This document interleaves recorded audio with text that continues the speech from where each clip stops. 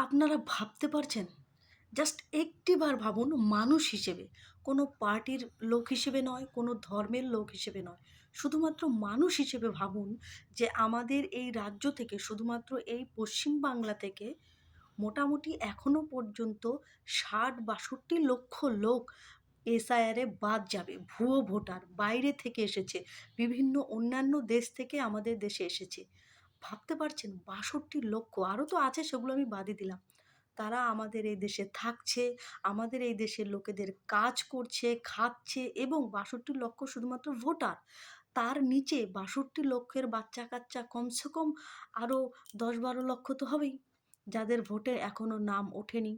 এমন লোক কমসে কম ১০-১২ লক্ষ হবে। তবে বুঝতে পারছেন প্রায় ৬২ লক্ষ থেকে আম হয়ে যাচ্ছে ৮০ লক্ষ যারা আমাদের এই দেশে রাজ্যে থাকছে, খাচ্ছে।